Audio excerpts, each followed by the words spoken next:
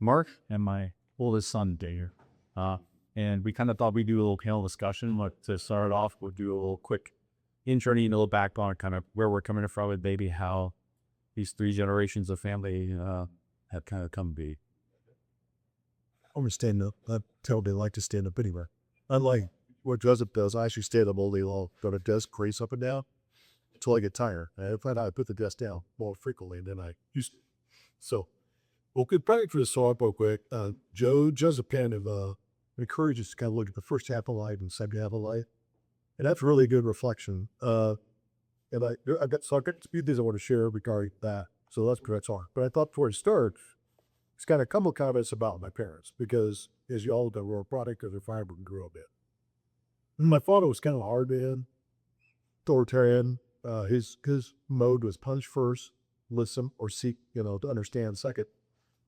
And what it did for me, it creates, I didn't want to be like that for my children. So that was very good. Now, he wasn't very faithful man, very strong in his faith. He taught me a great book ethic. That's what I said, but I will take away from him. So those who would, yes, he gave me. My mom always wanted to be a sister. Her older sister was a little simpler. But since she was on the younger end of the spectrum, she took care of her parents when they were dying, one tuberculosis and no cancer. So she got married till she was 35. And I was actually the first child, lived 3 months. But she was incredible. She always said her faith. He was talking about full sheen. There was a day of life she was reading a book or listening to a tape. So we used to tease her. She would come out to pass. So we get a pulpit to put on in the table because she would rehash the homily, she'd rehash the gospel, rehash it. And so I learned a lot about my faith through her eyes, attending holy hours, and the 40 hours to worship we had pretty frequent in our diocese. She taught me the importance of the Holy Trinity, faith ornament, which was really great. So when I going back to my dad, I worked from a very young age. I had my first job, 5th, 6th grade, paper house, cleaning a custard stand. It's called the Milky Way, sorry for DQ. But I knew it was going to be up to me to learn my purpose. I kept thinking about fits a job. So I'm going to lay out my life. So Joseph called them possibilities. I always wanted a large family. I really loved being around kids. I was the runt end of the cousins. And I thought having a large family with 4 or 5 kids, hell yes, God has a different plan, being 11. So, I always tell people, the reason giving you son a kid as a grandkid is that he took all it means that you need a lot of help. So he gave a lot of kids to keep straight and narrow. And my goal is always best faith onto my wife and children. My wife was a Cumber, very strong Catholic. I knew it was going to be after a Charlie Mellon career. So I had many jobs, was younger through college, up and way through college. And it really taught me what I didn't want to do. I thought, I don't want to do this for 50 years or 4 years. Some great careers, but not what I want to do. So it drove me to really grow my education and really try out some other things. And so, but I was in charge. And really the only secular part of my life where I found was in sync with the world, so to speak, was my career. The rest of it, which are the most important things to me, my family and my faith, when you start having 5, 6, 7, 8 kids, that became a topic. And usually it was a negative topic. So I always found a way to generate something positive. So it was kind of a subtle way for me to evangelize. But when it comes to fatherhood, I kind of like what Joseph's talking about, had high expectations for kids. First of all, I think I'm going to college, like going to this degree. I wanted that for each one of the kids, and many of them to here didn't do that. So being your first child, you all think, so I wanted to be college. I want to be great grades, be good, or at least participate in sports. I want to go in service in church. I want to teach and share, show them how to work, because that was something my father gave me. And then we start getting into the next potential. So I always say God's sense of humor, because I found out it was my plan was not necessarily what his plan was. So I learned what they want. My dad did eventually very authoritarian and strong anger. I possess that sometimes too. So I had to try to find a way to be observant, to listen, be supporting, encouraging, because every one of my kids has a different design and different thing they want to do. There may be similarities to some of them, but there may dichotomies to some of the others. I might have adapted to saying that, that everybody is good at something, and I had to learn to listen and kind of support them and encourage them. So I had to reprioritize my vision. Uh, so, but I realized also that I wanted to be stronger in the faith. But I realized that the faith had to be their own, couldn't be my faith. I could help them develop values. I could help them see what defines success. But my goal really was to pray for them, encourage them, and be there when they need me to be there. And really it's up to the Holy Spirit and that mercy to kind of build there. So what the second apple life that Joseph talked about, for me, was sometime that 40 to 45 years old, I started struggling with, okay, what's next? I was a president of a huge company, Hammertall County, 11 kids, yet all the things Joseph talked, a nice house, great parish, well, our life of Carmel, everything seemed to be going great. I can't tell you when it all started, but I could tell you still today continues to evolve. So I came across a book right around 2000, 2001. It was really focused on business called Good to Great by Tim Collins. And the thing that hit me at that point in my career as president of the company is, what's my role as a president? It's kind of like, what's my role as a father? And what the level 5 leader as a top, so let's go back to the leader of the faith. The level 5 leader possesses two paradoxical traits. One is humility, personal humility. The second is will. And that really resonated with me because you see it in the Gospels. When Jesus taught us how to do that, very strong will, but he listened, he drew people in. And that's what I said, hey, that's what I'm going to do. Then I found myself, got more joy in managing the mentoring people and seeing their success than I didn't see my success. So I changed my focus. And many times I was asked to be a part of something, like you have got a big family, you got a good job, let's kind of tell you somebody should do that, but okay, I do that to help. Well, I found I get more out of it than I think because it really taught me to be more, have more humility and be more personally. And the future of it looks like, but I understand today that it's not my plan, but I'm part of God's plan. And that I wanted to insert my family, how it can work, as long as I add value. And our life's not perfect. I've got 11 children, as I mentioned. 3 are not practicing faith. 1 is a homosexual marriage, another is a homosexual. So I'm trying to find ways to help them, look at their life. And maybe before they die, they find a way back to the church. So I moved through my life. But one thing I can say is my prayer life has got every day is stronger. I see a prayer or I see a scripture reading and I actually calendar it. I put it on my calendar so that every day I could see it. That's my to-do list. But it reminds me of where my priorities are. So in the ending, I like to say that rather he does have to, I view it as show about the possibilities, as just talking about heaven, and the rest, again, it's up to them, the Holy Spirit. Sorry for the whip ball. Very full passion, but.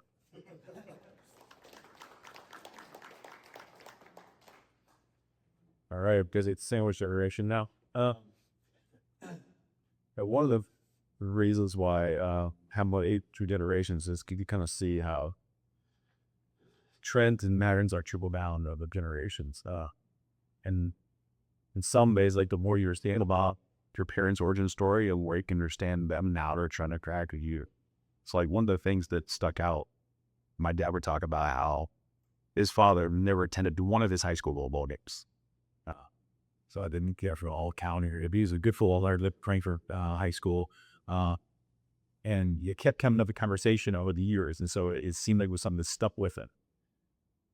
My dad never used one of our sport events. He would cram up a beach where to work on a business trip with 3 days, hardly sleep, so you get back to sport events for us.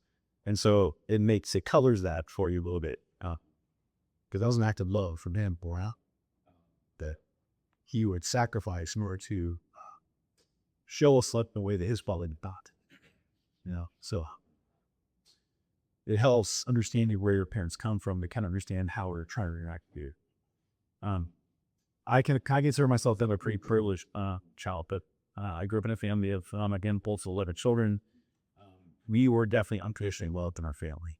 That's something my parents got really breaks. We grew up in a house that had a Catholic culture in the household. That we were definitely bestowed the faith from an early age. It's kind of scary thinking about what the seminal memories are for, like from your early childhood. But I'll highlight two for me. It's scary because I see things about like what things my kids are growing from me in my good and bad moments. Like what are the things that were like forming the core memories of their identity. But two things specifically with my dad growing up, I remember I was complaining about going to mass. I must have been like 5 years old. I'm like, why are we getting up and going, getting everybody getting such a hassle? It's like already, 6 or 7 of them going to, not quite that many, 5. But it seemed like it's always stressful to intermix, and my mom had everything just so. Like the kids matching clothes. My mom would like make matching correct all my sister's hair, curl their hair. It was an ordeal. I was like, why are we doing this? And my dad would be like, all right, God has given us so many gifts, or like the least you could get him is 1 hour on Sunday. And again, I wasn't young, but like that stuck with me. And it's something that like we all be grateful for the gifts God has given us. Then we have a responsibility to give back to our Creator. The second thing was I remember report card first or second grade, and I got good grades for that year. And Dad said something like, "You keep this up, you can do anything." And it was very simple, but it gave me the idea that I had potential to do good to the world. And so, again, very young age, but they've obviously stuck with me for a reason. And I think the more I reflect on it, they'll form like a core competence in me that like it's good that I exist and that like I'm made for a purpose. Very, very privileged to have had being a child that I had. Had my own children. You intellectually think you know what's to take your parents before your kids, and then with the first thing's born, I mean, it's up a ton of bricks that you're like he'll prepare to like do what you think you do to have to raise children. But that was my experience when David was born. I was grateful, felt blessed, but then felt like I could get my act together, because I had no idea what I was doing. And it kind of set me on the journey to try and figure out like what humans, or specifically like what men need to like grow into like fully functional virtuous men. And it's kind of become a small obsession in my life ever since, because I realized like I wasn't that. How could I pass on to my children like what I was?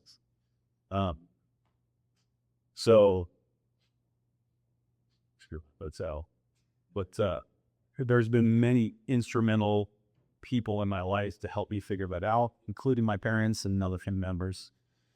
But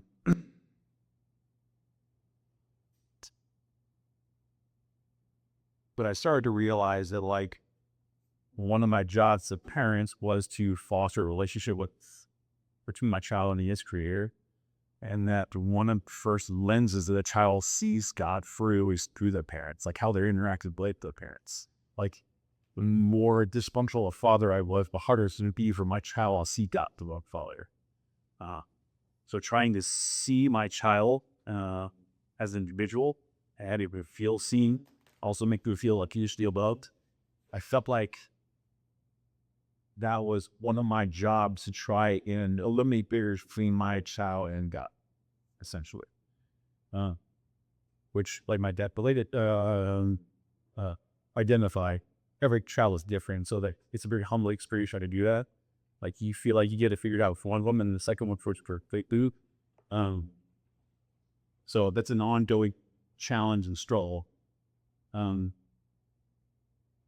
But kind of when it Joseph's points, I realized, not explicitly, but like slowly over time, that my focus shifted when I had kids from my own self-actualization and my own growing in virtue to my own growing in virtue to plan for my replacement. I was becoming slowly, intentionally obsolete.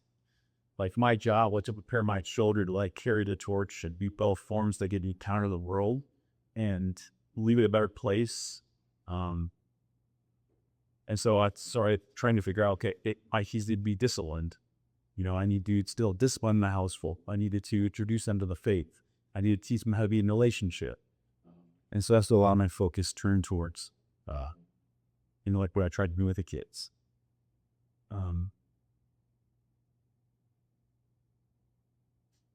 I will say, the whole taste versus reality thing, when my children were young, I made all the list of like hard things I want to keep my kid or left the house.